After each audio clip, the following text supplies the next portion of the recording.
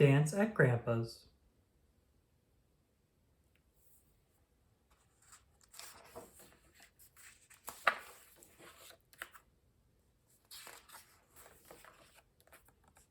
Dance at Grandpa's by Laura Ingalls Wilder. Illustrated by Renee Graef.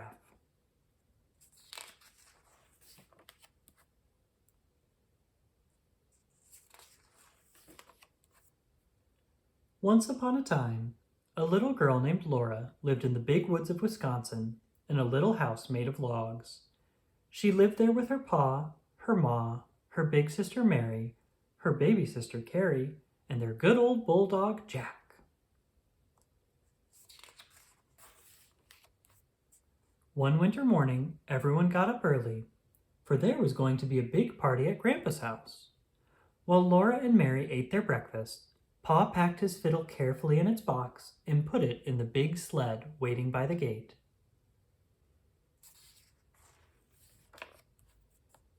The air was frosty cold, but Laura, Mary, Carrie, and Ma were tucked in snug and warm under robes in the sled.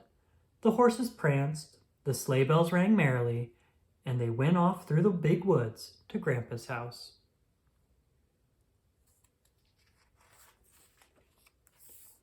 It did not seem long before they were sweeping into the clearing at Grandpa's house.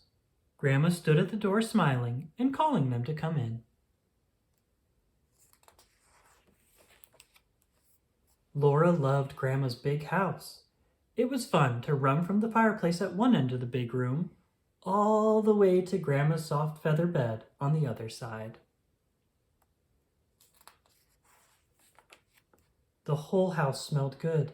There were sweet and spicy smells coming from the kitchen, and the smell of hickory logs burning with bright, clear flames in the fireplace.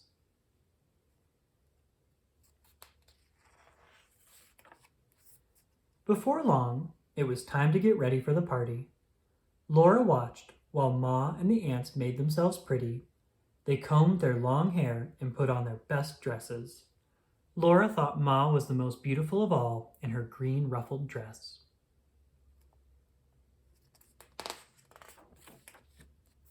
Soon, people began to come to the party. They came on foot through the woods with their lanterns, and they came in sleds and wagons. Sleigh bells were jingling all the time.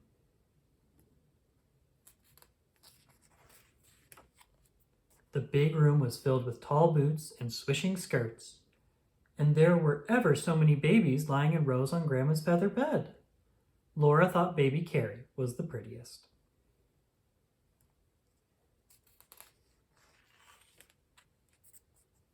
Then Pa took out his fiddle and began to play. All the skirts began to swirl and all the boots began to stamp. "Swing your partners," Pa called.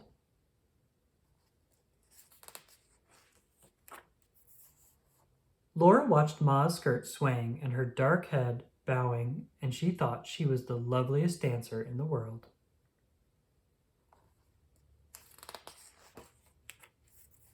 Soon it was time for dinner. The long table was loaded with pumpkin pies, dried berry pies, and cookies. There was cold boiled pork and salt rising bread. How sour the pickles were! They all ate until they could eat no more.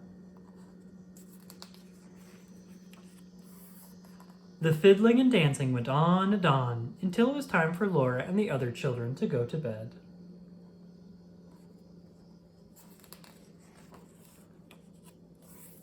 When Laura woke up, it was morning. There were pancakes and maple syrup for breakfast, and then Pa brought the horses and sled to the door.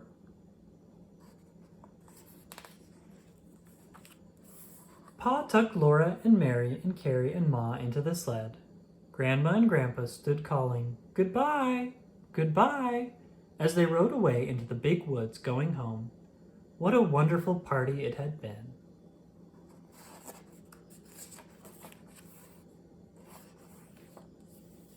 The end.